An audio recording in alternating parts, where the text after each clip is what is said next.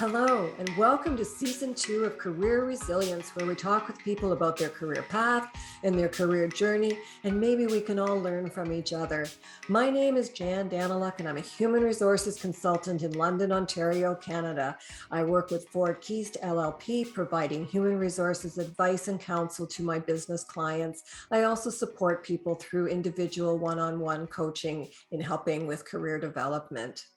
I hope you will enjoy our series where we talk with ordinary, extraordinary people. We get to hear about interesting journeys. We get to talk with people about failures, successes, advice, and counsel to us as we develop our own careers.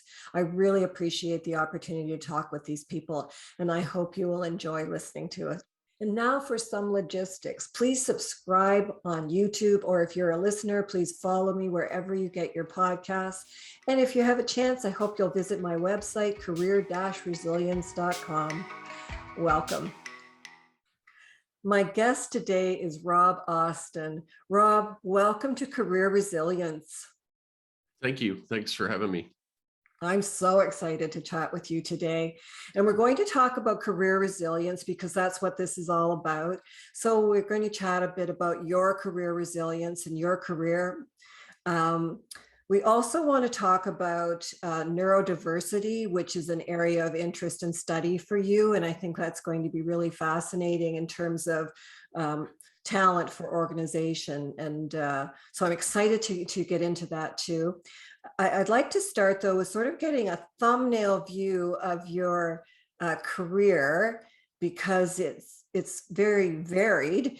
And I wonder if you could just sort of sum it up a little bit for us. Yeah, I started as I trained as a mechanical engineer, although at the same time I was studying English literature. So my university degrees are in English literature and mechanical engineering, which is kind of an odd combination. I think that, Yes.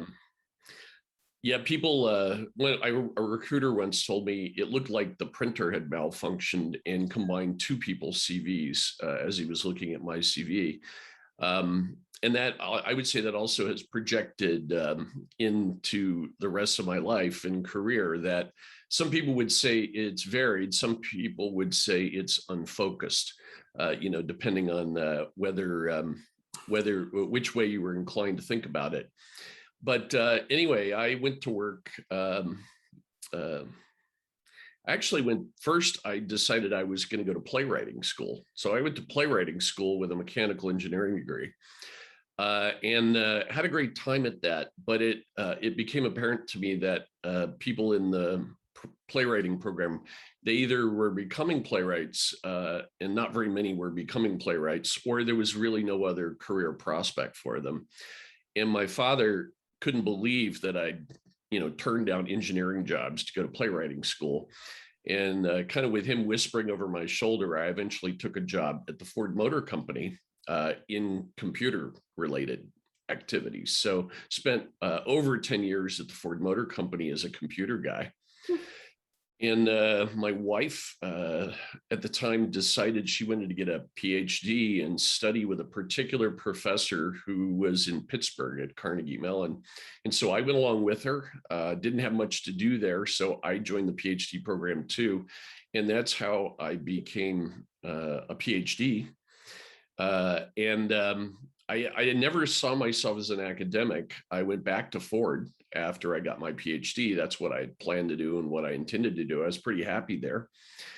But then through a weird set of circumstances, a friend of mine applied for a job at Harvard Business School. And he didn't get the job, but he referred them to me. And they ended up making me an offer for a position that I wasn't actually looking for.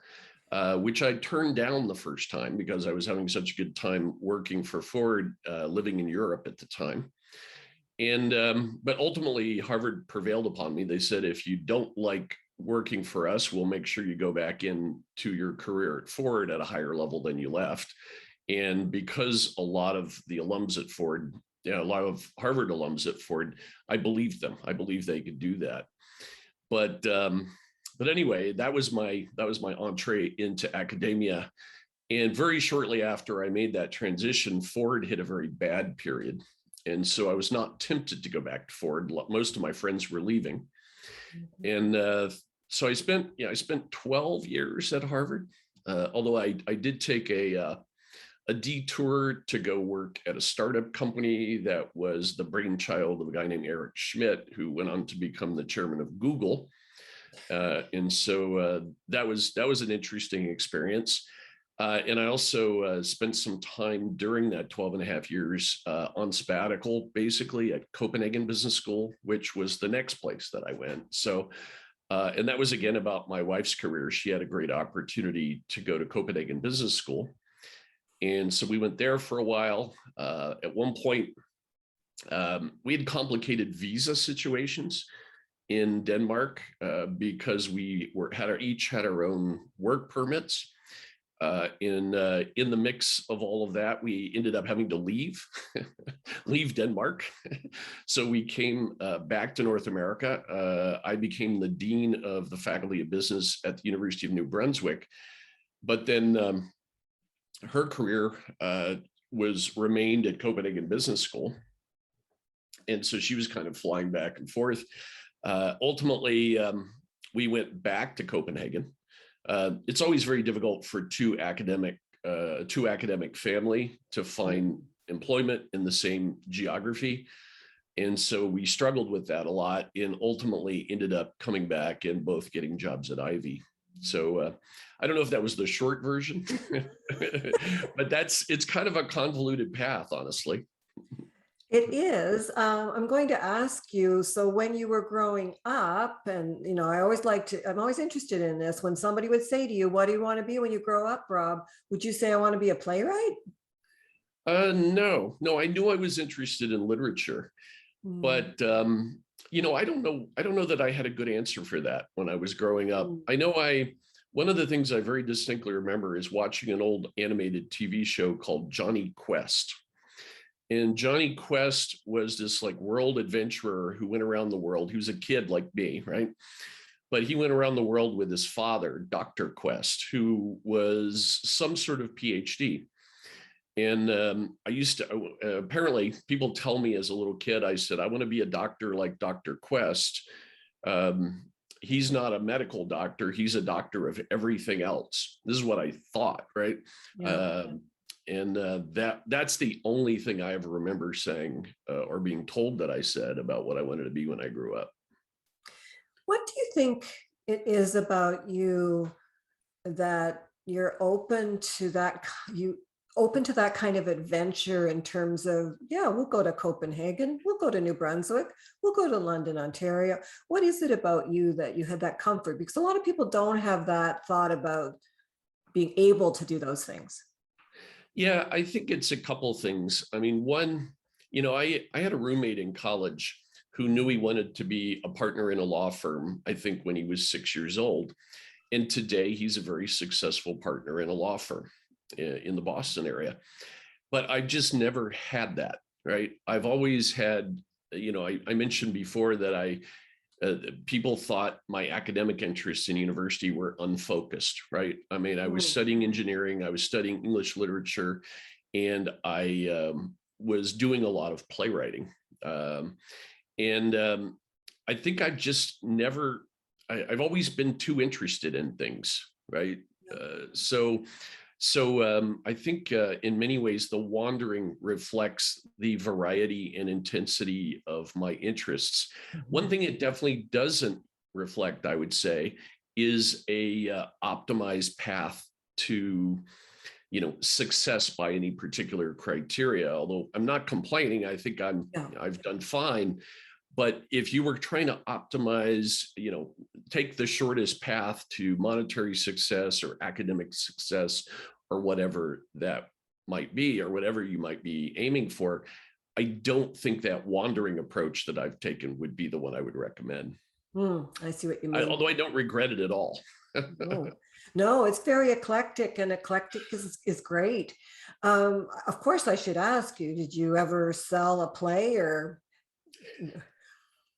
So I've had a couple of plays. This is all the way back when I was in playwriting school. I had 2 plays produced. One was produced at a kind of an artsy cafe. And this was in Austin, Texas. So I was going to school at the University of Texas. I was in a Master of Fine Arts program there. And so, yeah, it was a one-act play, a single actor. It was a monologue that was done at a little artsy cafe. And then the University of Texas had what they called a studio theater, where they produced some of the playwriting students' work. And so that was produced for an audience.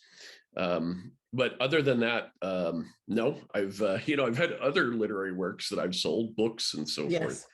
But, and I have this fantasy every once in a while that I might get back to writing plays when I retire or sometime anyway. Yeah, I don't see why not. It would be completely consistent with your career. Yeah, no, I think I might like to try that. You wonder if maybe I've waited a bit too late, right? I mean, so let's just switch over then to resilience. What do you think in your career? How have you been resilient, and how have you had to be resilient?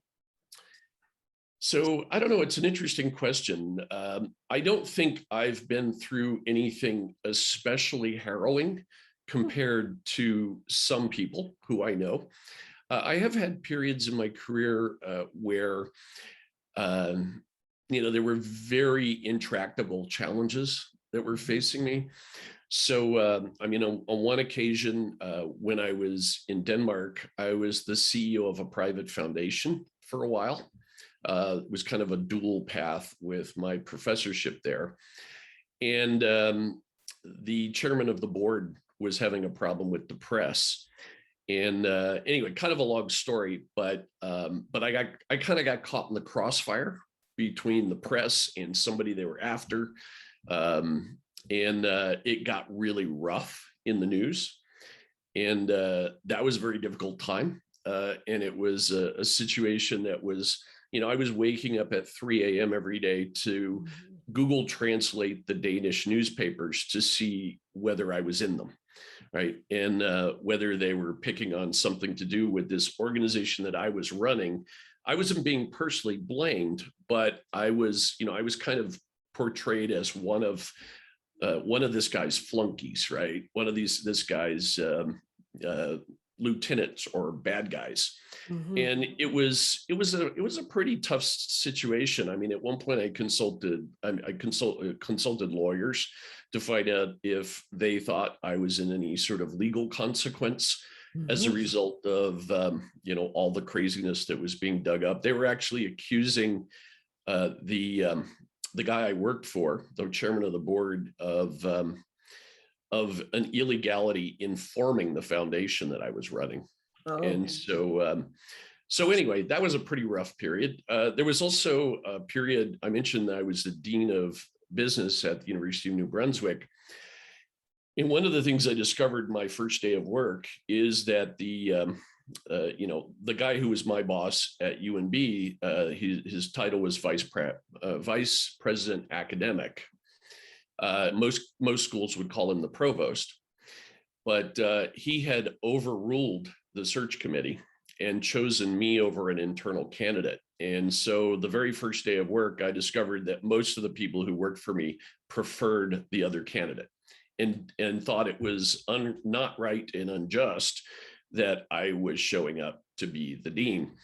And so that was a pretty rough time, right? I had people showing up saying, I'm going to be a problem for you. I don't think it's right that you're in this office. I'm going to resist everything you try to do, and so on. And so, I think, for example, in that case, my response was, I met with every single faculty member. I tried to understand what they were about and what I could do to help them realize their objectives. And I think it was a really tough, year and a half or so after I took that job. But I think over time, I largely, kind of won them over and got them aligned. And I think people thought things were going in a good direction. But that did definitely require some resilience. And it required a lot of stress and worry. Yeah. So I don't know what advice I would give about that, except to say that, press on, put your head down and execute your plan.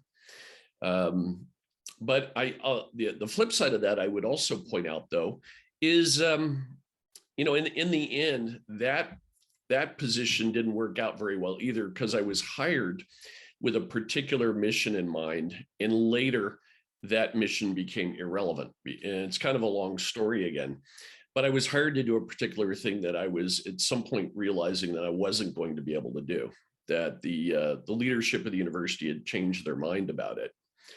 And at that point, I did not stick around very long, right? I mean, I suppose if someone who might have been super resilient might have said, oh, well, I'm going to keep pressing on. But I don't think I have always pressed on. I think sometimes I have moved on instead. Yeah. And And there's nothing wrong with that. You can move on and have a new adventure and leave that adventure to a great learning experience, right? So no, I agree. But I wonder sometimes, if I were advising other people, I might say, when you're thinking about pressing on and what you're doing or moving on, have a little more bias than I have towards pressing on. I might have moved on too much, which, for some people anyway, which has led to the sort of wandering profile that we talked about, right? This eclectic profile, Rob. Okay, I like that. And, like I say, I don't regret it for a minute. I've found everything interesting, and I think I've realized the objectives that I had. But if you're, what I didn't do is stay for 10 years and overcome all odds. But don't you think that sometimes we do stay for 10 years because we say, need to put food on the table, need to survive here, all those kinds of things. And there's so many people that have stayed for 10 years when that's just a very sad thing to do when we only have this ticket once. No, I agree. And, that's one of the hardest things I think to figure out in my experience is when to move on and when to press on. And it's related to a question, and I've often given this advice to students, which is, before you accept an opportunity, you should make sure you're convinced that it's winnable. Because in those two instances that I've talked about with you, I think ultimately my assessment in retrospect is that I took on jobs that were not winnable. And if I were to fault myself, it would be for not seeing that soon enough. I've never thought of it that way before. And I have certainly been in jobs that weren't winnable. And I like that thought process because it's the reality. So let's leave that job for someone else for whom it is winnable. Yeah, and I think partly, if you think that way, you may be more inclined than I've been to bargain for a little bit more latitude or a little bit more resource or something. I think the kinds of situations we're talking about, they're the kinds of situations when people bring you in and they ask you to do something, but they don't give you the authority or the means or the resources that you really are going to require to get it done. And I think that's actually quite common, right? That people are given a lot of responsibility, but not enough authority, or it's probably quite common. But, and I'm not sure I've done a good job of this, but I think the right thing to do is, at the beginning, bargain for the resources that you need to succeed. Yeah. And that's partly assessing what the resources are that you need to succeed, and partly kind of having the nerve to go back and put at risk this opportunity that you're seeing, to say, I'm not going to take it unless you can give me more, not more in terms of what I need personally, but what I need to get the job done. Yeah, I like that. I did want to chat about your interest and your work on neurodiversity, because I think we talk a lot about diversity in terms of background, ethnicity, all those things. I'm not sure how much we talk about neurodiversity. So can you sort of speak to what that's all about? Yeah, so neurodiversity, it's a word that was first used in the late 90s. It was coined by someone named Judy Singer, who was she was an advocate for people on the autism spectrum. And the idea that she was getting at is that there are differences in the way we all think, right? We're all different neurologically, but there are some people who have neurological conditions, if you like, that end up being diagnosed. And historically, they were given medical definitions that were considered, disorders. I mean, literally, autism spectrum disorder, ASD, is characterized medically as a disorder. And neurodiversity kind of pushes back against that. It says there's nothing wrong with me. I'm just different, right? And I'm personally, I'm not on the autism spectrum as far as I know, but I've never been diagnosed anyway. I do have a child who's neurodiverse, although not autistic.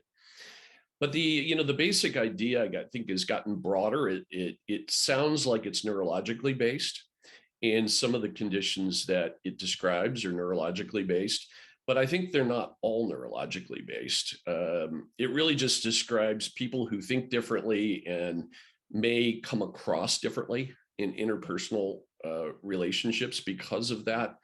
And it really just kind of says broadly, that's okay, right? We're all different. My particular research has been around employment. Yes. And the fact that it's very difficult for some people who are neurodivergent to get employed because they have a hard time with some of the rituals that we engage in employing people, right? Or specifically in recruiting people. And more specifically, people have trouble with interviews, right? People have trouble being interviewed. There's some incredibly qualified people in the world who just don't interview well. And, that's at the heart of the neurodiversity employment movement, that fact. And so if they don't interview well, then what is the alternative when that sort of seems to be where we try and push them? So a lot of the progress that's been made in the past, by now it's been about 15 years, 17 years. The company that started in this direction was a Danish company that was founded in 2004, Specialist Sterna. And what they did is they started to hire people not based on interviews, but based on something that looks more like tryouts, right? So they would bring people in and have them do exercises and project work, and usually over a longer period of time than an interview would take. So if an interview is, you talk about what you can do, these kinds of experiences where you show what you can do, right? And sometimes it would take 3 or 4 days. This company, it's Specialist Sterna, means the specialists in Danish. They use Lego Mindstorms. So they had people kind of build robots and things out of Lego Mindstorms, and people would watch them work. And they discovered they could learn quite a lot. They could assess quite a lot about the capabilities of the person, even if they couldn't, persuasively in an interview explain those capabilities. And so, these kinds of practices have been what, now multinational companies are doing the same thing. SAP was a pioneer. They started their program in 2013. Microsoft, their program has been going since 2015. There are a whole bunch of others now. But all of them have in common, many of them were actually trained by Specialist Sterna, at least at the outset. And all of them have developed these alternatives to interview-based recruiting. And actually what's interesting is some of the techniques that they've developed are now migrating back to their mainstream recruiting. They're discovering that it's actually better to do tryouts with everyone. So that's becoming more common. Are you talking a lot about tech type of businesses, or are they just sort of leading edge? So a lot of it started in tech, I think. And I think it started in tech because it's very innovative in tech and they're always short of talent. Also in tech, there's this intermediation by the technology, right? The computer. There's an old New Yorker cartoon that shows a dog sitting at a computer, and the caption under the cartoon says, "The great thing about the internet is that on the internet, nobody knows you're a dog," right? And so I think one of the things that the internet has done is it's placed neurodivergent people and non-neurodivergent people are less neurodivergent people, because it's not a dichotomy, um, on the same basis, right? Because when we're communicating via text or email or whatever, all the social cues are stripped away anyway. And so none of us really have the social cues. The difficulties an autistic person might have with social nuance or sarcasm or irony, we all have that problem with email, right? And also people can work from afar and work effectively and so forth. And that's been a tradition in the tech industry. But more recently, it's branched out well beyond the tech industry. So one of the biggest programs today is JP Morgan Chase, which is banking. But there are many others. We've been researching at Ivey, we've been researching, entry-level positions in small manufacturing companies in the Midwest in the US. And these are by no means high-tech firms. Mm-hmm. And so let's take that as an example. I want to apply to a small firm in the Midwest. What would you do with me that was different from the sort of regular interview that I would expect? Yeah, I think it's a similar theme, right? That they have come up with ways of assessing what people can do by watching them work, as opposed to just talking to them about the job. And what we're seeing in a lot of these for the entry level positions in, sort of lower skill level job requirement positions, is typically they'll take people to the job, say on the assembly line that they're going to ask them to do, and they'll kind of explain it, and they'll watch them do it for a while, right? And sometimes they're really good at it. I mean, there's some other reasons to do it in place, which is one of the characteristics of people who are neurodivergent is that they sometimes have trouble with too much auditory stimulus, or very noisy environments, or very busy environments, or environments where the lights flicker. And so that's another reason it's important to see someone work in place, because it could be that they just don't want to work there, or can't tolerate the noise, or something like that. So what about, Rob, where soft skills come in, and how we have to work on a team, and there's certain expectations of team members and that whole people interaction? Yeah, there's those are issues that have to be managed in neurodiversity employment programs. One of the things that's a common feature in neurodiversity employment programs is training, not only for the candidates, because it's very common to train the candidates in soft skills, but also for supervisors. And supervisors are really important in these programs because they end up doing coaching along these lines.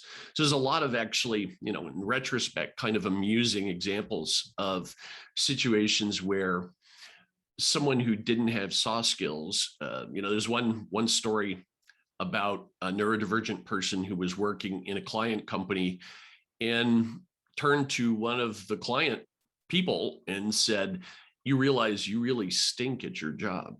You're really not good at it." And that wasn't taken very well. And that was an opportunity for coaching, right? But it was fine. In the end, okay, I get it. I shouldn't say that. And so there are some additional supervisory challenges, I think, that these programs generate. But I think they're quite manageable, is what we're seeing there. Yeah. Is it a tough sell? In some companies, it's a tough sell. Some companies worry about whether there will be too much cost associated with it. Typically, one of the features of these programs is that they offer accommodations is the phrase that's usually used. So could be soundproof headphones, or, maybe you've got to change the lights because they're fluorescent lights that flicker at a bad frequency or whatever.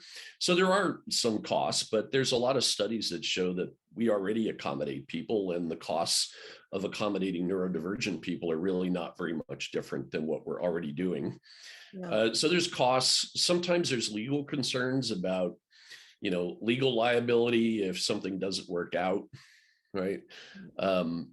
Some companies have veered away from it, but I think, the companies that are trying it are showing it's, I'm a business school professor, right? And I know I work with companies, and companies, they want to see proof that you can do it, right? They don't want to be the pioneer necessarily, but I think there are some pioneering firms that have been willing to try it and be the proof statement for other companies. And that's been successful enough that there's a lot of companies that now believe we can do it. Yeah. I think that we're somewhat intimidated by the diversity of others, and neurodiversity would fall into that. And, actually on a previous episode, I talked with someone who's dyslexic and the challenges of that for him and his, in particular, his growing up before he was diagnosed, but just in terms of sort of being on the sort of regular path that everybody else is on. Mm-hmm. And yet you can also see the drive that this has given him. Right? Because sometimes not having an easy path is almost better. Yeah, no, I think there's definitely something to that. When people, the way I usually explain the difficulties that neurodivergent people have in the world, so like in context of a conversation that I have sometimes, is neurodivergent people in business school. What's it like for them, right? And we talk about this in our teaching and learning committees and so forth.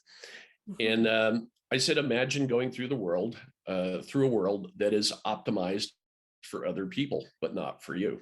Mm-hmm. And so frequently people who are dyslexic or autistic or whatever, they have to come up with compensating strategies. Mm-hmm. Dyslexia is a great example because you don't stop being dyslexic, right? You just figure out other ways of sorting through things. And we did an experiment when I was a professor at Harvard, where we, one year for an executive program, we provided audio versions of the readings.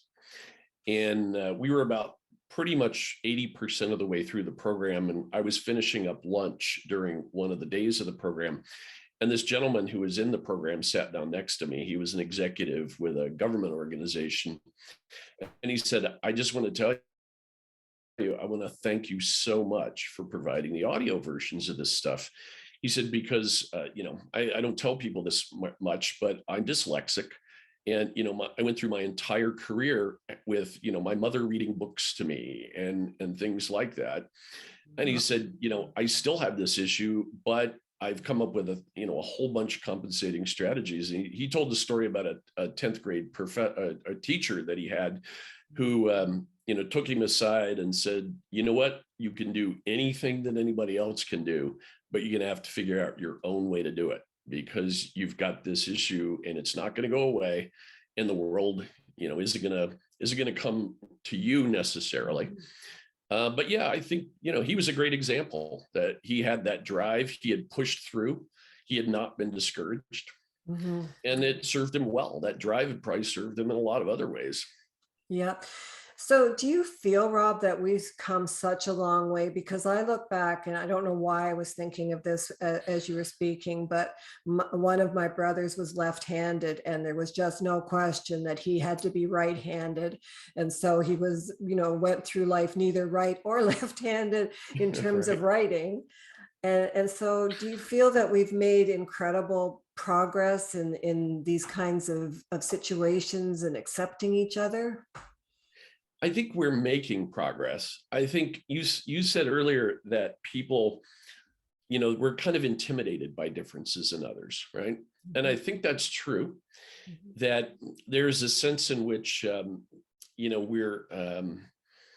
we're put off by people who seem to have not the characteristics or not made the decisions we have or whatever. It's a little bit of a reproach to us if someone else has faced similar things and done it differently or whatever. But I do think we're making progress in this. And I think one of the things that's helping is, in the way I usually like to put it is, in the industrial world, it was very efficient. It was very important that everything was efficient, that all the gears, they kind of had to mesh, right? And there was no room for difference, because difference was friction, and friction was a failure of efficiency. And so if you're competing in the world, if nations and companies are competing based on efficiency, then fitting in is a priority. But I think that's less and less true now, right? I think that companies and nations now compete on innovation. And I think with innovation, it's more important that people don't fit, right? So I used to say, when I was at Ford, we used to say, if a car rolls off the assembly line and it surprises us, that's not a good thing, right? A surprise when it rolls off the assembly line, that's called a quality problem, right? But in an innovation economy, if we're designing a new product, or if we're designing a new look or a brand or whatever, if it's not surprising in some way, if it's the same old thing, then that's a problem, right? And so the priorities have shifted. And I think more and more people are understanding that to really come up with things that are original and valuable, which is the definition really of a creative or an innovative product or service, has to be original and valuable. We've got to have people who see things from different perspectives. And yeah. Here's something I've always wondered about, and since I have the opportunity to chat with you, is I've often thought about this, that let's say 5 people go into a meeting and there's a problem they need to solve, and not one of them has the answer to the problem, but together they get the problem solved. And I think, if none of them have the answer to the problem, how does it get solved, Rob? Yeah, where did they come from? Where did the answer come from? No, it's a good thought experiment. Yeah, I think where it comes from is that they build on each other's ideas, right? And they create new ideas out of the combinations of what they brought into the room. And those combination ideas are original and valuable. Not always, but one of the things, it's related to your question.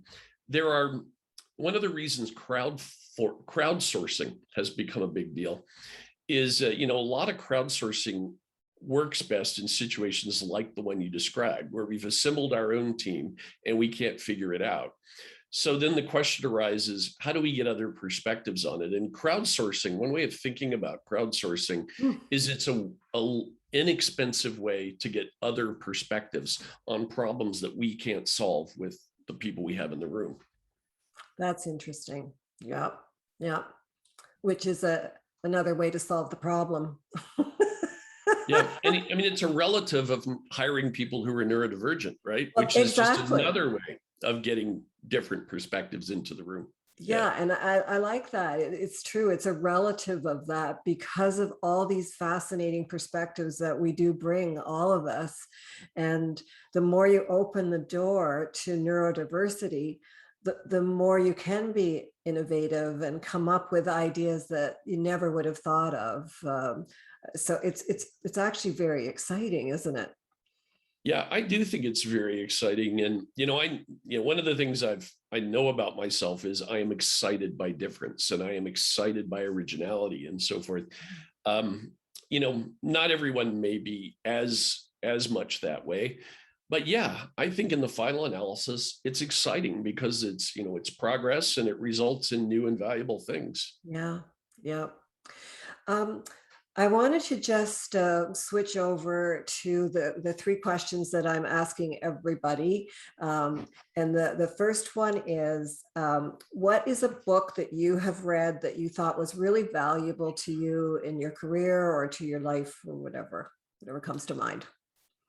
Yeah, I I don't usually find that business books, it's funny, right? I'm a business school professor, but I don't find that business books are the ones that inspire me the most. So if I were to say, what book or books have been the most important to me in my career, I would tend to wander into the world of literature.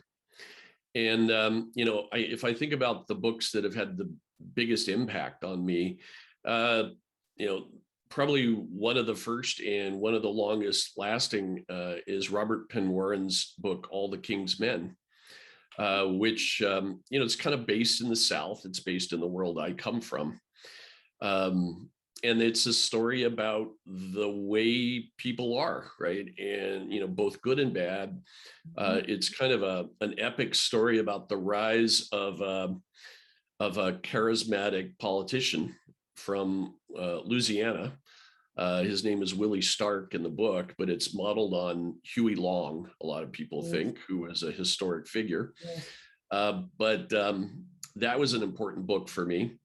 Also, Faulkner's book, Absalom, Absalom, was important for me, partly because I related to some of the characters. And in Absalom, Absalom, one of the characters is from the Deep South and goes away to Harvard and is a student at Harvard and feels like he's out of place, which was something I related to very much. I mean, I left the South and went to not Harvard, but Swarthmore, which was, one of the top 3 liberal arts colleges in the US, and, very kind of highbrow academic, and, felt rather out of place. I ultimately worked at Harvard for 12 years. And, even then I used to say, I feel like I'm a barbecue guy in a caviar world. So, so I don't know, the books that helped me think about my feelings of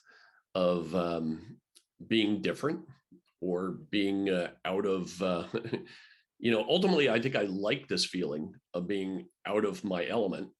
And trying to discover a new element. But I think those books helped me figure some of that out.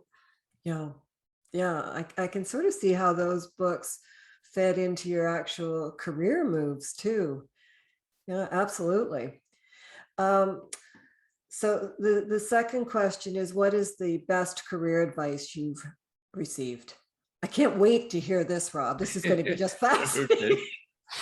The best career advice I've ever received, it probably came from, most of the best career advice I've ever gotten comes from a guy named Dick Nolan, who has been a mentor to me. He was a professor at Harvard, and I'm still co-authoring with him. He and I are working on a book together right now. And what he used to say sometimes when I'd be exasperated with the way things were and kind of complaining to him was he'd say, Rob, he'd say, ultimately, he'd say, the world is wide and life is short. So you should just get on with whatever you're doing, right? Quit worrying about all this stuff and go do what you think is important. And that has been important advice for me at times, to sort of not get distracted by the little stuff. A version of that, one of my dissertation committee members, when I was a young professor at Harvard, I was back at Carnegie Mellon where I got my PhD, and it was Robin Dawes. And Robin, I was complaining to him about the difficulties of being a junior faculty member and the long hours and all this stuff I had to put up with. And he listened for a while, but then he said, yeah, Rob, he said, that's all true. But he said, in the final analysis, he said, you get paid pretty well to work on things that you think are important. And that's not all bad. And I think that's another, probably a good piece of advice, which is, focus on what's good. Because you're absolutely right. How many people in the world get to prioritize what they think is the most important thing to work on, and get paid fairly handsomely for it, right? So, yeah. Okay, those are good. And my final question is, what advice would you give your younger self? what advice would I give my younger self? I think I might say to my younger self, um, I might say, don't be quite as quick to move on. And I might say, one of the things I've wondered, and, we talked before about, do you press on in a situation that's difficult, or do you move on to another opportunity? And the only thing I really wonder as I look back over my career is if there are moments when I've moved on, rather when maybe things might have been more interesting if I'd pressed on. And I guess the other thing I might say is be a little more focused, right? I haven't been very focused. I don't really regret it because it's been super interesting, and it hasn't really, kind of hurt my ability to, I mean, I had a great family. I live comfortably. I can't complain, right? But I do sometimes think that if I look at the people who have really risen to the very top of achievement, I think they're people who pressed on and pressed on and pressed on, right? And probably through things that were worse than what caused me to move on. So anyway. Yeah, I think that it's important that we have people that move on and people that press on. And I think sometimes it's nice to find people that have moved on, because sometimes it's really hard to make that decision. That's why I always think if because I'm in human resources, and if I have to exit someone, and of course, we treat them with dignity, all those things that are so important. But I also think that on some level, we don't exit people unless there's a reason to exit people. And for their sake, they're going to move on to something that makes them look back and say, I'm glad I got to move on. Yeah. Yeah. And I think generally it does work out. I mean, what I remember saying to one of my kids is, a decision is not right or wrong. You make it right or wrong by whatever you do next, right? By whatever you do after that. But, the other thing I wonder too is, I've been very, very fortunate that I've always had options for moving on. So I don't think, I think sometimes people prevail in a situation and are, truly heroic when they don't really have any other option, right? They have to press on because they don't have a way of moving on, right? And fortunately or unfortunately, I've always been, kind of lucky enough to have another way to go. Yeah, that is so true, that sometimes you have to press on no matter what. That's a really relevant point. Those are the questions I have for you. Is there something that you'd like to say to wrap up? Is there something that I should have, asked you? And yeah, I can't think of anything. I mean, I do, I would really push on this point that you raised earlier. I think the world is getting more interesting. It's getting more diverse. I do believe that the world kind of needs all the talent it can get. We have some pretty substantial challenges ahead of us. And I firmly believe that, the answer to those challenges is going to come out of tapping as much talent from many people and as many different kinds of people and different kinds of ideas and thinking as we can get access to, right? And so we really have to challenge ourselves to be open to difference, open to new ideas and so forth. I think there's a big chunk of the world right now that's a little overwhelmed by all of that, and their reaction is to pull back and to try to protect and return to the old. Maybe this is kind of a balance that's always been with us, but I really hope people will choose adventure and choose, to rise to the challenge rather than to pull back within themselves and try to, keep everything that they have. Yeah. And, I like the idea of, accepting people who are left-handed and not trying to make them right-handed, right? Yeah, I think that's huge. Yeah, Mm. really important that we're all different and, it's all okay. It's not all equally optimized for moving through the world, but that's okay. We can do something about that now too.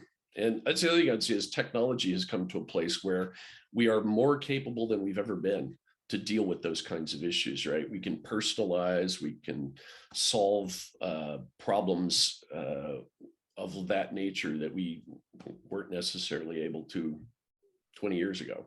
Yeah, exactly. Rob, thanks so much for chatting with me today. I really, really appreciate this. Yeah, well, it's been a pleasure. I don't really have very much time, or I don't have many opportunities to sit back and talk about things like this. So it's interesting. To our viewers and listeners, thank you so much for joining Rob and me today. Really interesting stuff. It really makes you think about neurodiversity and how we all bring something special to the table. If you're a listener, follow me on wherever you get your podcasts. If you're a viewer, take a look at YouTube. Please subscribe if you could. And please feel free to visit my website, career-resilience.com, where you'll find all my segments. So thanks again until we meet again.